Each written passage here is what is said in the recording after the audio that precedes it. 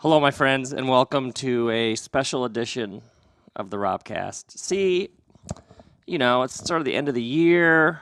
I'm sort of winding down. I'd planned on sort of going off the grid. We're going surfing in about an hour, that sort of thing. But then the discussions in our kitchen have been so much fun. Kristen and I, my other son, Preston, my son, Trace, who you know from a couple episodes ago, the discussions have been so much fun. And literally yesterday or the day before, Trace was talking about something, and I was thinking, everybody should hear this. This is like very helpful information. And I looked over at Kristen, and at about that moment, Kristen said something like, people should know this. And so, ladies and gentlemen, this is a special edition RobCast, The Trace Report, coming to you. We literally set up in the kitchen. So we are at the counter thing. Welcome back to the RobCast, Trace. Thanks for having me. I'm excited. I love the fact that when I said we should do, you want to just do a podcast right now, like tomorrow morning, you said, I don't want it to be After Earth. That's one of the funniest things I've ever heard you say.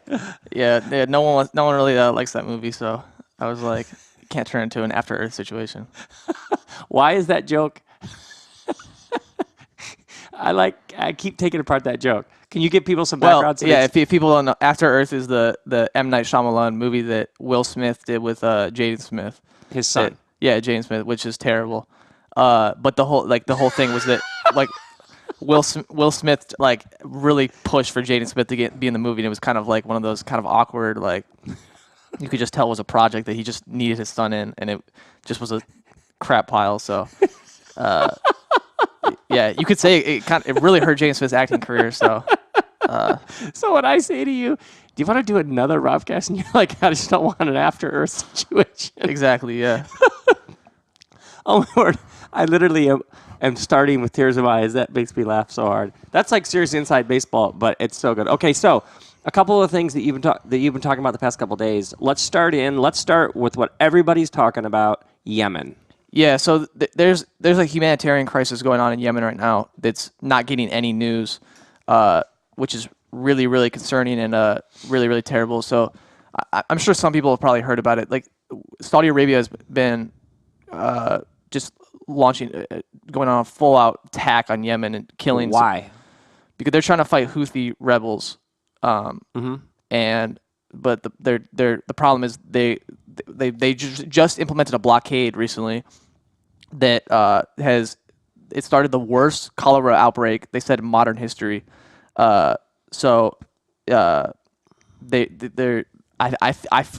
heard the civilian death tolls at 15,000 to 20,000, but it's like thousands of people, and people have starved. I think 5,000 people have starved so far, with a good portion of those being children. So there's just an awful. The UN recognizes there's just an awful humanitarian crisis going on that Saudi Arabia is currently committing on Yemen right now. But I mean, as it's probably evident, it gets no media coverage whatsoever. Why is that? Because I think it's normalized, and I think that our partnership with. Oh yeah, and by the way, who you want to guess? Take a wild guess. Who's helped funding this humanitarian crisis against Yemen? Who's take a wild guess on who's giving weapons to Saudi Arabia and who's approving $110 billion weapon deals to Saudi Arabia? So who's that? The United States is. I'll just ask. Yeah, I hope people kind of figure that out. It's not covered because it's normalized, and our partnership with Saudi Arabia is not controversial because it's bipartisan. Democrats do this too, where we Democrats approve weapons deals with Saudi Arabia, but I just think it highlights something really interesting about how like actions speak louder than words, and when the U.S. talks about how our foreign policy is to protect human rights and to protect people and to do good, actions speak louder than words. And when you're funding a country and giving $110 billion weapons deals to a country that's massacring civilians, I don't know. There's just some sort of hypocrisy there. Like I want to show there was a this was back in September. This is Trump could be guilty of war crimes after American bomb killed many children, and this was That's a headline you're reading? yeah, this is a headline from Newsweek. This was a Saudi Arabia-led coalition airstrike, and the bomb was made and supplied by the U.S., killed 16 civilians and 7 children. And all the people are saying that the U.S. could be complicit in war crimes because of this, because we're literally funding the bombs that are killing these Yemen civilians. And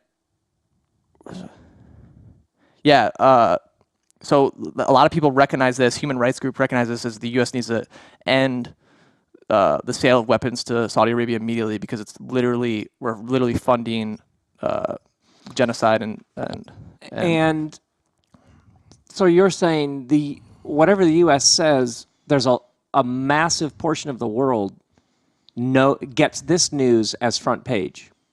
yeah.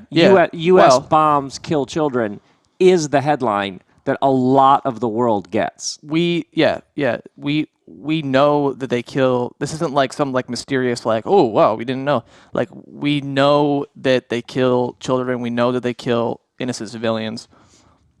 We still sell them weapons. And by the way, anyone thinking Trump approved the $110 billion weapon deal, anyone thinking this is a Trump problem needs to get with it, because Hillary, when she was Secretary of State, when she got into Secretary of State, one of her top priorities was F-15 fighter jets, the sale of F-15 fighter jets to Saudi Arabia. That was one of her top priorities. They do that, and then Yemen kills civilians with those fighter jets, and then Saudi Arabia. Saudi Arabia kills civilians and women and children with those fighter jets, and then the Hillary Clinton aides, leaked emails show the Hillary Clinton aides this was around Christmas, are saying this is a great Christmas present. Christmas came early. So anyone thinking that this is some sort of Trump problem, anyone thinking that this is an America problem, Trump is some sort of monster that came along and is now doing this, you need to get with it, because this is a bipartisan issue that never gets media coverage, but it's one of the most, I think, important news stories right now. And we know in the history of human civilization, the U.S. is the most prolific arms dealer. Yeah. In the history of the human race. We give military aid to 73% of the world's dictatorships. So do we really? Yeah. So wait, the U.S. gives military aid to 73% of the world's dictators. So like I said, actions. I have to say that slowly, just for it to sink in. It almost sounds unbelievable. Actions speak louder than words. So when we talk about like we need democracy, we need human rights, we just start fighting for liberty, democracy, liberation. Really? Because I mean, 73% of the world's dictatorships would probably say differently. Like, I'm just sick of this whole notion of like this whole kind of rhetoric about how we're doing good. You know what I mean? We're trying to save people, and like we're fighting for human rights when we're literally arming and supporting the top violator of them. And it's interesting. The strength of a nation and the strength of a person, because the group political is always just a larger amalgamation of the individual, is always a direct result of its capacity for self-critique. Yeah. And I'm interested, that's listening to you talk about this, that central to patriotism and love of country is willingness to engage with the critique of country. Yeah, no, of course. Yeah, if you love America and you want America to get better, and you love your country, I kind of think you should be on the front lines going, hey, maybe we should stop arming terrorists. Maybe we should stop arming people that are violating human rights. This idea that like you have to true patriotic people just support their country no matter what. Well, I want America to be better. I don't. This shouldn't be America should not be funding 73% of the world's dictatorships. America should not be funding Saudi Arabia, who's massacring women and children. Why is Saudi Arabia attacking Yemen? Because they're fighting rebels in Yemen, but they don't care. They just like that. They just kill whoever. They don't have like any sort of like strategic kind of. And do you think that the U.S. is dependent on Saudi oil? We make that. Yeah, they make us a lot of money. Yeah, and they've been okay. Second thing, right on the heels of that, Nikki Haley has been making a case for Iranian non-compliance with the nuclear deal. Yeah. But a lot of people. Well, no, she's saying Nikki Haley is saying that there was some missiles shot from Yemen at a Saudi Arabia airport that Saudi Arabia shot down, and now she's saying that Iran funded those missiles, and she's trying to say that like this Iranian aggression is the world. She says something like that. This Iranian aggression is like the world's fight, but she's like having some like. It almost feels like Iraq a little bit. She's having like some kind of like weird rhetoric about Iran, but it's just like, okay, but like Saudi Arabia is killing Yemen civilians like in crazy numbers. Yemen launches one missile at a Saudi Arabia airport. They get shot down by Saudi Arabia. That possibly, by the way, we don't know. This isn't like there's no evidence for this. That possibly is funded by Iran, and now we want to go to war with Iran. So what is that? Because a lot of people are lining up that the rhetoric, the growing rhetoric about Iran, with 2003 U.S. rhetoric against Iraq prior to the Iraq War.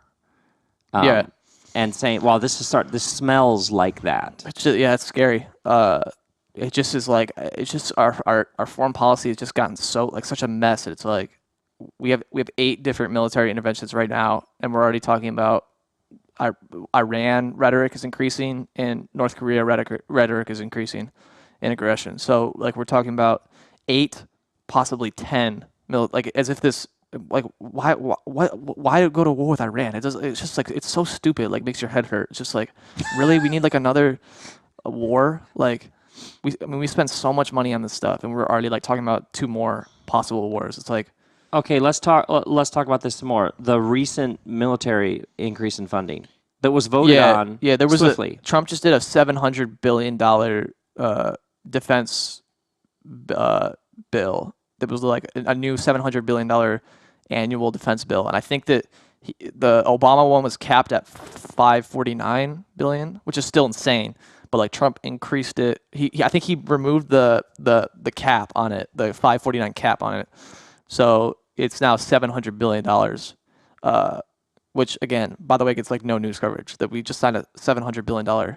Yeah. And I just want to point out, ending homelessness in the United States, $20 billion. 20. Yeah. And remember when Bernie Sanders was running and everyone's free college is too expensive. Tuition, handouts. This is too expensive. Tuition free college is too expensive. I think Bernie's. Let me find this number. Bernie's, you take a guess at what Bernie's free college, what the estimate for that would cost a year. I don't know. I can't even. $47 billion. So, like, this $700 billion that we spend on an annual military budget, I'm getting sick of hearing, like, this is too expensive. This is too expensive. Right. We don't have the money for it. Come on, spare me that. It's also interesting, $700 billion, I would call that big government. Yeah, no, that's actually a good point. Yeah, that's actually like the biggest example of big government. Like when Republicans are like, we just want small government. We don't want. It's like no, but you literally are for like the biggest form of government in that area. Like it's just like unbelievable that. So there's this. Some people, have you heard of this adolescence? That America as a country is an adolescent right now. Yeah, I think I've heard. And when you think about you think about how old countries are. The U.S. is actually a very, very young country. Oh, sure. So it is essentially a teenager right now. We kind of act like on the world stage. Yeah. So you have a country that didn't exist. Then some people land in a new world and talk about Christopher Columbus discovering America, although people were already here. Yeah. So that discovery is a little wobbly when there's already people here. Those people are then interned, put in camps, slaughtered, essentially crushed. And then another people group, they sail to Africa, essentially kidnap people, make them slaves.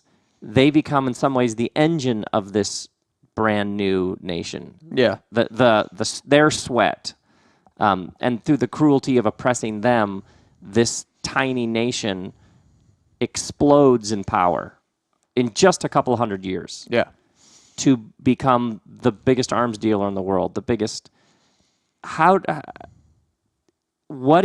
feels like there's something about this American experiment with all of its beauty, democracy, land of the free, home of the brave. Of course, yeah. There's also, what is it, especially for you at 19 years of age, what is it that's happening now that's like, is it what's happened with the terrorism? Have we just antagonized to such a degree that it's like starting to fold in on itself? Do you know what I mean? Yeah. What is this? I don't. Well, you said antagonized terrorists, right? That's what you said. Just Yeah. now? Well, I want to point out that when we started the war on terror, since we started the war on terror, not only has terrorism not stayed the same, it's increased 6,500%. So like, wait. 6,500% increase in not terrorism. 100%, not 200%. It's not like it would be a scandal if we started the war on terror and like terrorism like just stayed the same. It'd be like, oh wow, that sucks. Our terrorism plan didn't work. Not only has it like not stayed the same, it's increased not 100%, not 200%, 6,500%. So like our whole thing, like we just got to go and kill the terrorists and just bomb them. It's like, not working. Yeah. Hey, idiot. That creates more terrorists. Like how we haven't realized this is like insane. How we haven't realized how our actions actually increase terrorism, like it's just insane to me. Like it's like the stupidest thing. We're literally like we're creating a problem and then like trying to solve it and creating more problems as we're solving it. Like, and in the process, gutting ourselves financially. In many yeah. Well, what is it? 5 trillion on the? I mean, I think it was what 1 trillion on the Iraq War, but wasn't it 5 trillion on the War of Terror since it started? 5 trillion. I think that I don't know. I think that number's right. I don't know. But they talk about deep time and long time. So there's regular time, what we're going to do later today, this week, and then there's when you back up and look at larger swaths of time in history. Yeah, it feels like a growing number of people are stepping back and looking at this larger story and going, something is horrifically wrong with this attitude in and towards the world. Yeah, no, that's eating us alive from the inside as well as antagonizing. This is the thing that disturbs me the most about all this stuff. Is it like this is the area of our politics and of our government that is the most destructive, yet is the most normalized. Where it's like the media. How often does CNN cover this stuff? How often does MSNBC cover this stuff? How often? Well, I mean, I almost said Fox News. What a joke! Like, how often does how often these mainstream news cover this stuff? Like you saw when Trump did his Syria attack on Assad, you saw all the mainstream news. Like you saw Brian Williams. I don't know if people have seen that clip. Oh, no, I was actually in my notes to ask you. Oh, okay. Brian Williams doing that, like, I'm struck by the beauty of our weapons. You know what I mean? Like, it was like weird, or the one, I forget what the host name. Okay, that clip. You can find it on YouTube. Brian Williams just type weapons. in Brian Williams Syria. When you showed it to me, I thought it was a spoof. Yeah, it sounds like a spoof. Because it's like bombs and missiles being launched, and him narrating it like, look at the beauty of these missiles. I genuinely hope everyone that watches that clip is taken. Like, if you watch that clip I couldn't believe it when and you don't think anything's wrong, you're just like, oh, what's the problem? You're kind of missing a huge thing. And there was another host that was like, this is the day that Trump becomes president. This is the day he grows up. It's like, what kind of... Okay, so our mainstream media... Not only so what kind of day media is complicit in this imperialism and complicit in these kind of war crimes, like the Syria attack against Assad killed civilians, and these people are like, this is the day Trump becomes president.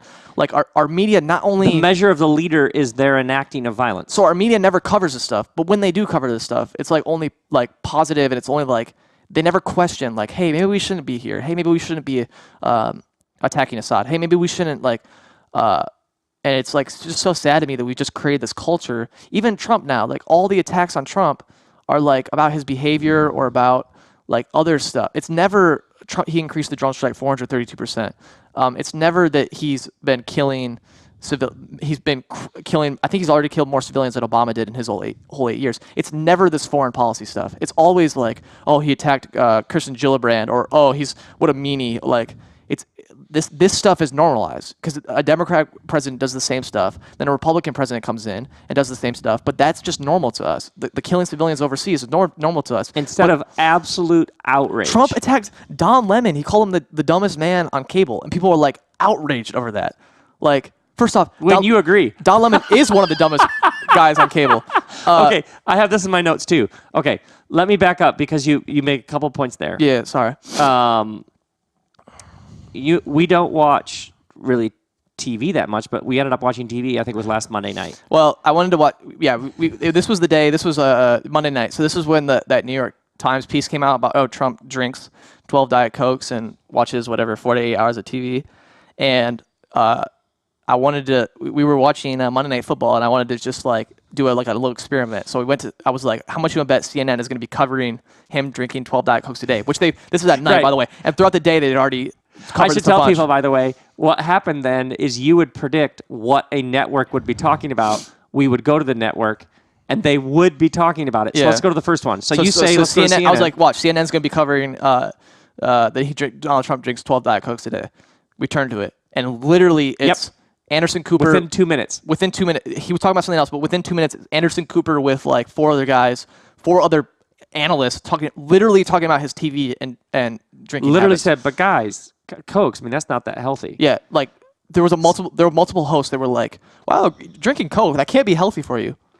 Oh my god, like wow, you're paid to do this. So we've got Yemen, Syria. By the way, this is the same day that Syria and Iraq both defeated ISIS. Like the Syrian and Iraq governments were like, yeah, we've pretty much like obliterated ISIS from all the ISIS strongholds have been eliminated. ISIS is like almost just completely dwindling in our country. Do you believe that? Is What? that true?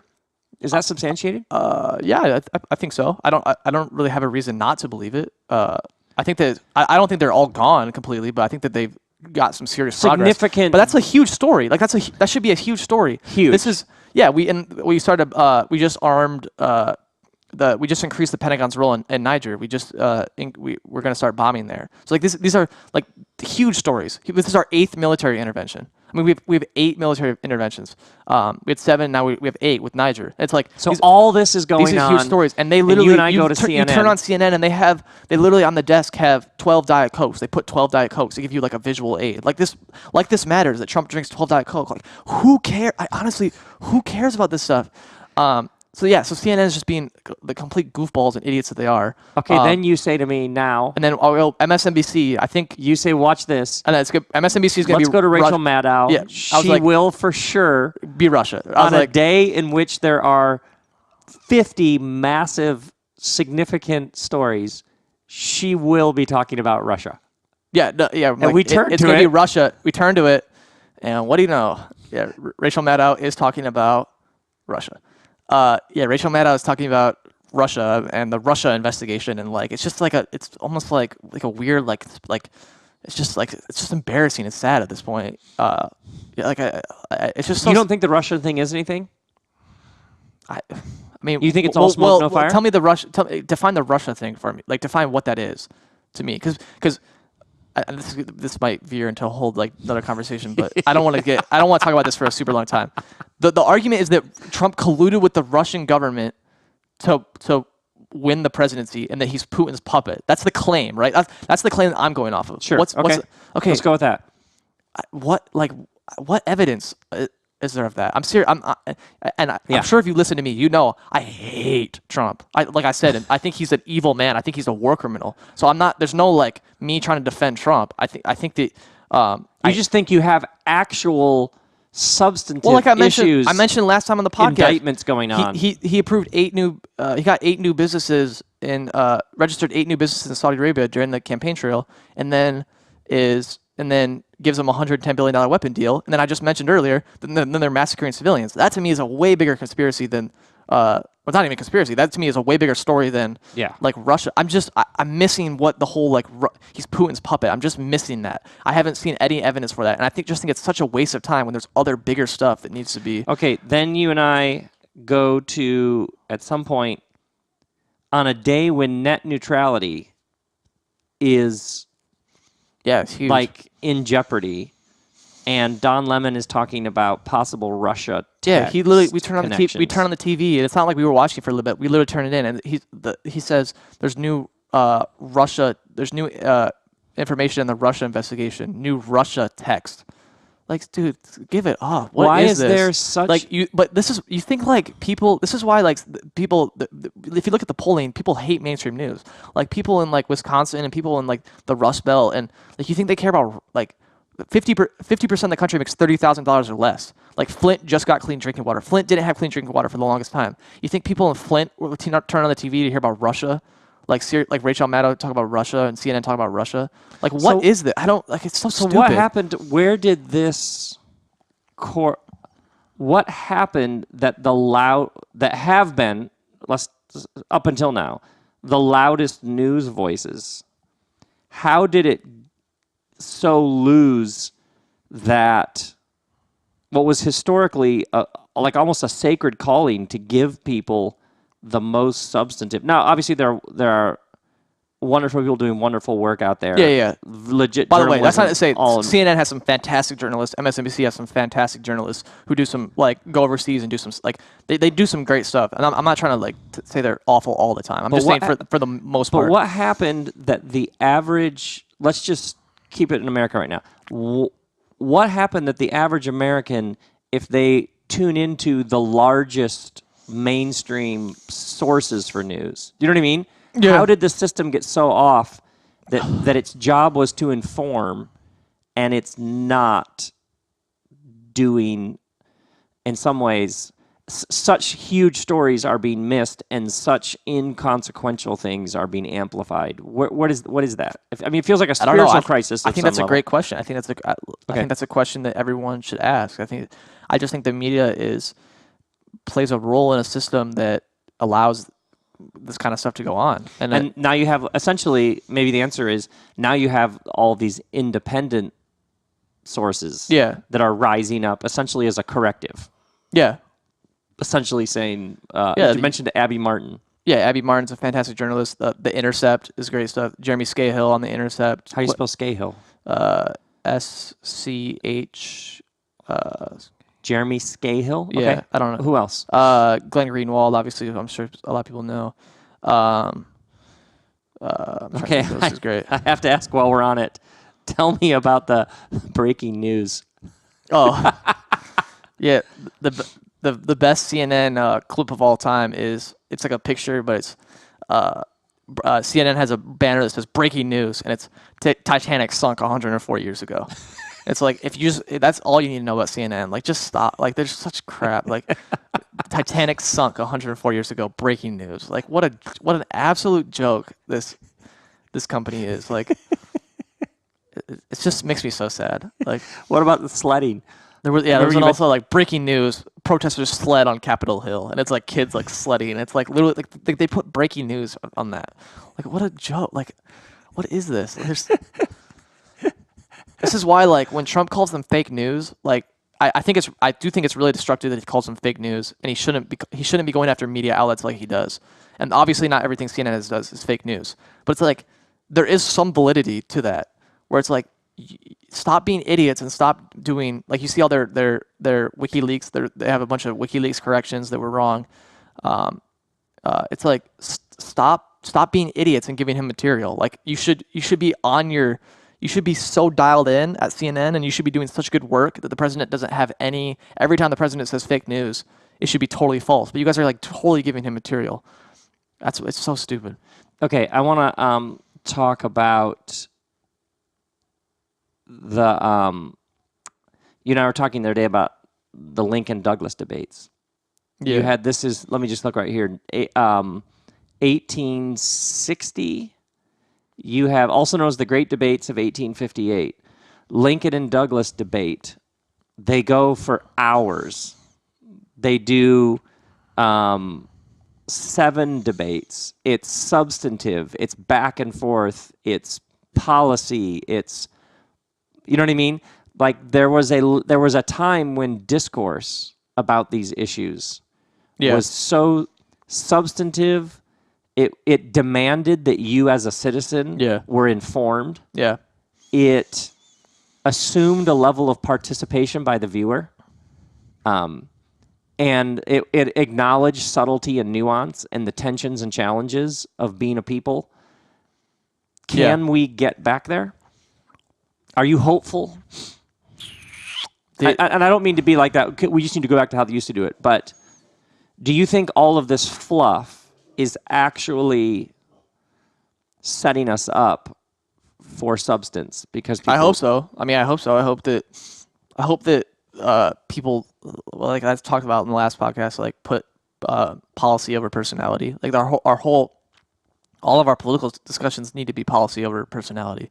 Like personality doesn't really matter that much. It should be like only policy. Like that should be the substance. And I think you see now, love him or hate him, Bernie Sanders, all he did was talk policy. I mean, that guy looks like a crazy scientist who never combed his hair, who's 147 years old. Like there was no like nothing about him that was like super. It was all Not every made for time he TV. opened his. Now, if you hate Bernie Sanders, I don't care. You have to admit, like every time he opened his mouth, it was like Medicare for all, free college, and the wars. Like it was only policy. So I think that there's certain politicians that come along that are just like, no, listen, I don't care about this stuff. Like I'm about the issues. Do you think we'll have future presidential elections or all levels, but where it will be like all that policies? I don't know. Substance. I hope so. Yeah. Facts. I mean, I hope people dislike Trump enough to become more politically engaged enough to really follow the issues. Okay. So yeah, I hope so. I have no idea whether or not that will happen though. Okay. Quick question. Well, I think, are you ready for speed round?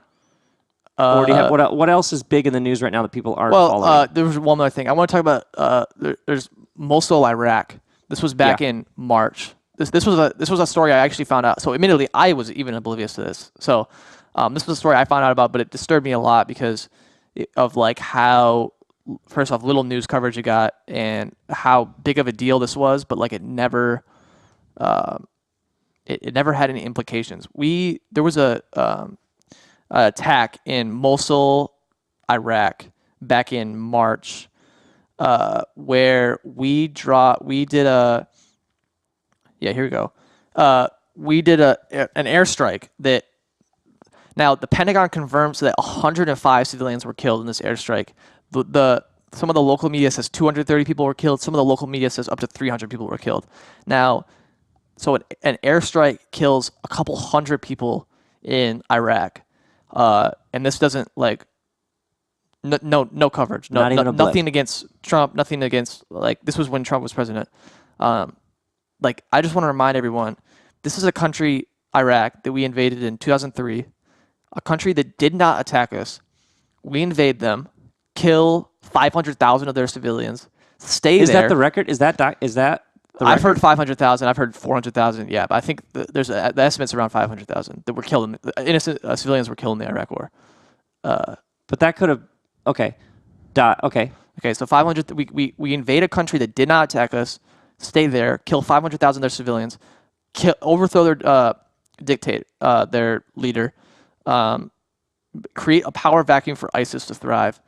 14 years later, we're doing airstrikes on them that are killing a couple hundred civilians. And like that, this was just a story that I just feel like this just highlighted so much of the problem with our foreign policy. Like you think that doesn't create terrorists. Like if you think that a country invading another country that did not attack them, staying there 14 years later, dropping airstrikes on them that are killing a couple hundred of their civilians. Like, tell me that doesn't create ISIS members. Tell me that doesn't create Al-Qaeda members. Like, that was just one of those things. And like the media, I didn't see one thing on the media about this. Like, this should be a scandal, but I didn't see one. It makes me think about the Christmas stories about peace on earth, and for a lot of people, they refer to America as a Christian nation. But the heart of the Christian story is the nonviolent path of Jesus, which was always to love your enemy. And it's so interesting to me that now in this Christmas season, the birth of Jesus, all of the celebrations of Christmas, to me, this is when you talk about airstrikes. Yeah. Because you want peace, you want peace on earth and goodwill towards all, then you have to talk about these issues.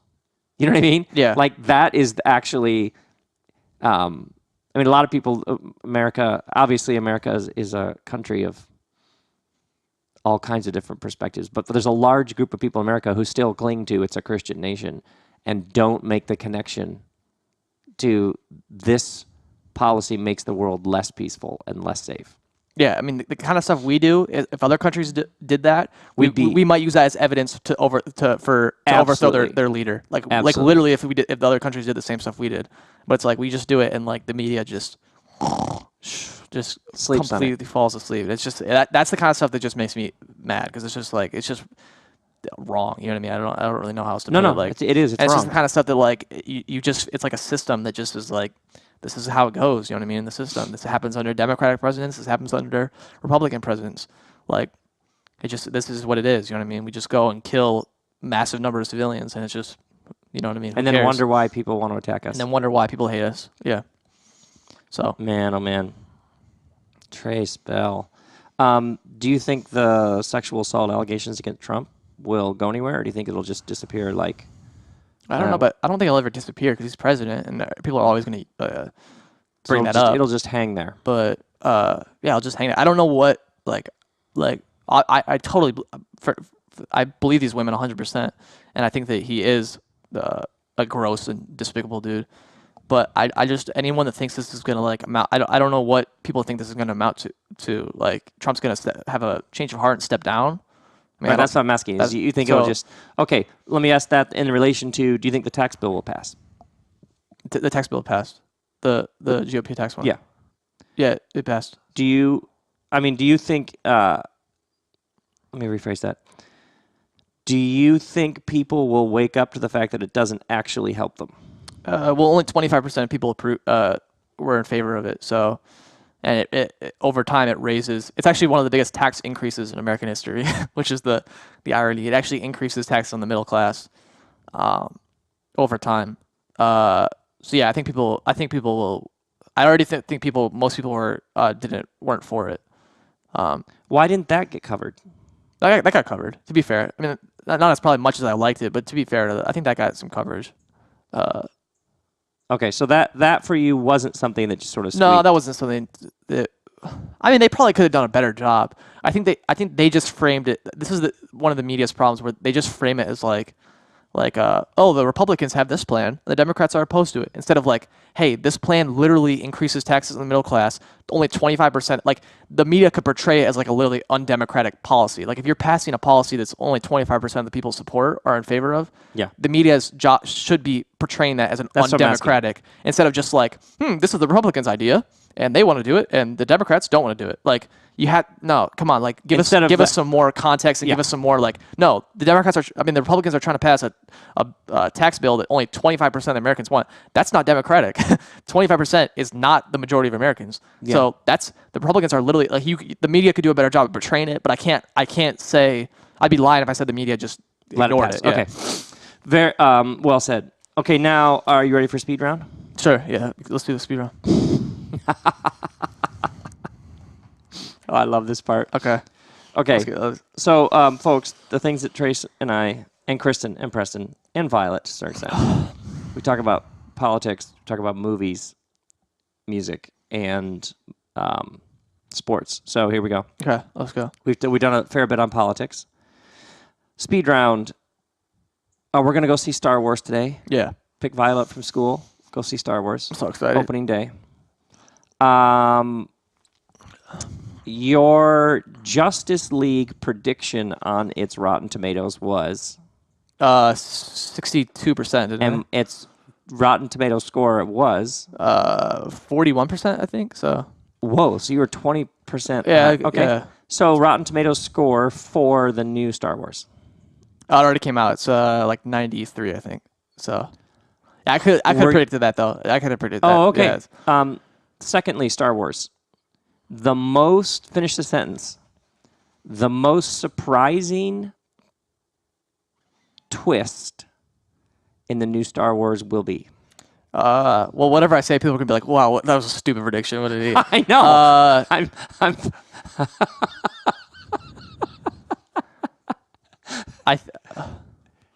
I think Luke might die. Okay. And I think Rey might turn to the dark side. Oh, Yeah, okay. that's the really hot take. I don't think Luke dying is such a hot take, but my hot take, my Star Wars hot take is I think Ray goes Rey's dark. gonna. By the way, I'm gonna watch the movie and be like, wow, that was stupid. What in the world was I thinking? Right. I'm trying to set you Yeah. up. Okay. Final Star Wars question. Is that an owl in the trailer? An owl? You mean like the porg, the little thing? Oh, it has a name? Yeah, the porg. Yeah, it's like the little thing that is next to Chewbacca. Okay. There's a new character. Okay, then I'm making it up on the spot. True or false? The Porg is the new Jar Jar Binks. No, because that no one can be as annoying as Misa. Misa, love you, Misa. Okay, Oh so my you're gonna gosh. say false on that. Yeah, I'm gonna give a false on that one. Okay. Let's go to LeBron James, the greatest basketball player in the history of the world. Yeah, fact. Fact. LeBron James, this past couple of weeks, has been putting up the best numbers of his career. In his like 15th season. Why? What is going on? Well, I think he's the greatest athlete ever to live. Okay. I think that he's takes care of his body like no athlete we've probably ever seen before. And I just think he's the I just think he's the best. I don't know because people are saying things like he literally is not slowing down. In fact, he's doing things physically. Speed. This is why I don't want to get into the whole MJ LeBron thing. But like, if you want to make the case that Michael Jordan like better legacy, like more rings, you can totally make that case, and you're probably right. My whole thing is like LeBron objectively is the best basketball player like to ever play the game because he's in his 15th season and he's dominating like he is. I mean, what athlete has ever played the game that's a better athlete than LeBron? Right, and now the past month, people have been saying he somehow found another gear. Come on, he's in his. I just want people to like concede that point. Like even the most hardcore MJ fans, you can still argue MJ's like a better overall legacy basketball player. He has a better career, but like you can't make the case that like LeBron, if you have a pickup game, you're picking LeBron. Like he's better at rebounding, better put it at passing on the playground for a pickup game. Yeah, he's just a better overall player, and he's just such a crazy athlete. What do you think? But what do you think has happened in his head that not all of a sudden, but what is going on in his head that another gear has been found? I have no idea. He's just, it's you know what I mean? You can't even really understand what he's doing. It's like, it's too insane. We almost take it for granted a little bit, I feel like. No, LeBron. that's right. Like, yeah, right. Okay. Enough people aren't acknowledging, like, dude, this dude's dominating in his 15th season. Like, right. What in the world? Like, he's still the best player in his 15th season. You know what I feel like? It's not even close either. I feel like this is one of those things that later people are going to be like, wait, what? Yeah, I know. It's going to be one of those crazy, like, yeah. Like there's the shot of Michael Jordan beating Cleveland. Yeah, that crazy. That playoff shot, the last second. But then you're like, oh, wait, that was a Game 7? Wait, they went to a Game 7 with Cleveland? Yeah. So that has sort of immortalized him. But I would argue the statistics from this month are 10 times more powerful. Yeah. When people go, oh, by the way, at this point, he all of a sudden... Okay, so I go on that all day. Okay, now, number 3 topic. Eminem's new song with Beyonce about walking on water and ice is fill in the blank. Trash. I'm sorry. I'm sorry. I just did not. I just heard the album. And we love Eminem. It's like Encore level bad. And if you're an Eminem fan, you know how bad Encore was. It's like I'm sorry. I do not like it. Like, it's just but as a family, terrible. we're great. There's a couple of songs in the new Eminem album that are like unlistenable. Like it's like sad a little bit. You said there's a country song. There's like a country song. It's called "Remind Me." In case if people want to listen to it, it's like I don't even know if you can finish it. But we as a family, we literally as a family will listen to Eminem in the car. This dude has done like some just mind-blowing stuff and been on the cutting edge, and it's just like I don't know. Some people like it. I've seen some people are like, yeah, this is amazing. I don't get that. I thought it was terrible, but so if some people like it, that's great. I'm missing something though. But okay, today the news NFL ratings are down 30. The Sunday night game is down 35%. Wow. Are those numbers coming back? You mean like coming back up?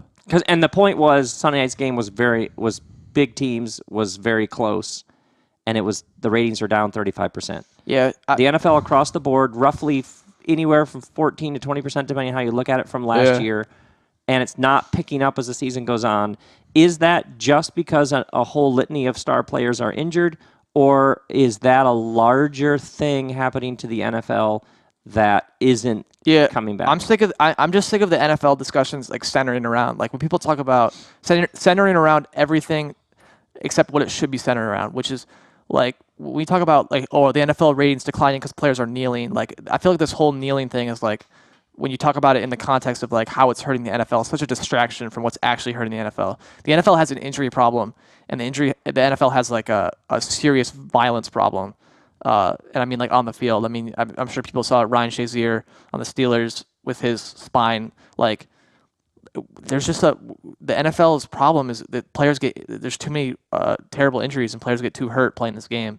And it's like eventually this is going to catch up to the NFL, and all this other stuff is kind of like noise. When you talk about what's hurting the NFL and what's not hurting the NFL, all this other stuff is noise compared to what actually is going to hurt the NFL and what is hurting the NFL, and that's serious injuries and how violent the sport is. I don't think this honestly, and this is coming from someone who's loved the NFL my whole life. Sure. I don't think the NFL is going to last. I don't think football as a sport can last much.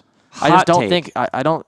Yeah. I mean, obviously it'll still be played, but I just mean it's like as being the popular sport that it is. I just don't see. I think we're like a couple more serious injuries away from it taking a serious nosedive. Okay. Next question. The Oklahoma City Thunder suck because A, Russell Westbrook doesn't know how to play with other great players. B, because Paul George is not the same player since his devastating injury. C, Carmelo Anthony. D, Carmelo Anthony. E, Carmelo Anthony. Well, I have to automatically eliminate A because Russell Westbrook played great with Kevin Durant. Excellent. So good. B, I have to eliminate because Paul George was still good after his on the Pacers after his leg injury. So that leaves me with Carmelo Anthony, and no, I don't want to. I'm not going to blame it. I actually like Carmelo. I'm not going to blame it all on Carmelo, but I do think that maybe I just think that you can't like adding all these star players on one team. It just doesn't always work out. Sometimes it does work. Right. But I don't know. I'm not going to say it's all Carmelo's fault, but yeah, definitely his play style doesn't really work well. Like he has a weird kind of because it's like ball. Sometimes 1 + 1 + 1 equals 47. Yeah. And sometimes 1 + 1 + 1 equals 2. Yeah. It just doesn't. Yeah. I don't know. Just the whole mix doesn't work. But I'm not going to blame it on any one person. That's kind of a boring answer, but okay. So I'll take E. Carmelo Anthony. Batfleck is hanging up the cape. Yeah, it looks like so it. Ben Affleck is not going to do the next Batman. So the next Batman, a tragedy, should be the next Batman. Oh, okay, should be I like this question. A, Jake Gyllenhaal. B, Oscar Isaac. C, Jennifer Lawrence. D, Michael Cera. Fill in the blank. D, fill in the blank. I think Jake Gyllenhaal would be great because Jake Gyllenhaal can play any role ever. Same with Oscar Isaac. I don't know. I'd like to see Oscar Isaac, to be honest with you. Like I think that's like a dark horse Batman pick. I think he would be fantastic. I know they're going for a younger Batman, so you can't really do John Hamm, but John Hamm would be great. Oh, nice. He kind of has like that Batman look. But no, I think I'd go Oscar Isaac. But Jake Gyllenhaal would be fantastic too. So okay, next topic. Stranger Things. Yeah. Favorite character. Stranger Things favorite character. I like Mike a lot. I mean probably 11, but that's what everyone's answer. So sure. You said Mike. I like Mike a lot. Yeah, to be honest with you. Okay, if the Duffer Brothers, yeah, who I assume are making season 3 as we speak, probably in their kitchen writing it, said, Trace, we're just asking you, what should we do more of in season 3, or what's the thing in season 3 that you're most excited to see? I want to see a storyline where Papa is still alive, and 11 has to hunt the scientist. Yeah. I want to see because they hinted at that in episode 6. Right, because he came in the weird. I don't want to do spoilers. Oh, spoilers! You're right. Okay. But I want to see a storyline where he might still be alive and still plays a role. And 11, He's like held 11 accountable for his actions. 11 has to somehow. There's some sort of revenge mission. Nice. Yeah, I like that. Okay, just 2 more categories. Over under on the Green Bay Packers making the playoffs. I think they are. I think they're over. I think they're going to make the playoffs. Over under on them winning the division. Under, because I think Vikings, they would have to win every game and Vikings would have to lose every game. Okay. And even then, I think that Vikings still might have the tiebreaker. So yeah, I'm under for that. Last category. Okay. The best Stormzy song. Oh, the best Stormzy song. Side note, Stormzy is a British rapper. Yeah, Stormzy is the biggest UK rapper right now. A lot of Stormzy going on. I don't in know. our house. I like Big for Your Boots. That's if I want Big for Your Boots or Shut Up. I think are probably okay. the best. Best Stormzy lyric. Couple man called me a backup dancer on stage at the Brits at the backup dancer. If that makes me a backup dancer, all the man in your vids, backup dancers. Or when he said, I think the best one is, now they need me to grow hot chocolate in a panini to go. That's the best one. When he just says it like with such force, hot chocolate in a panini to go.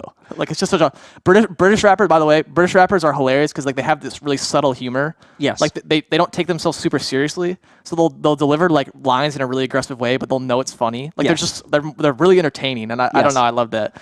Violet has been saying this. Hot chocolate I've heard in a her panini saying to this go. around the house. Yeah. The hot chocolate and a panini to go.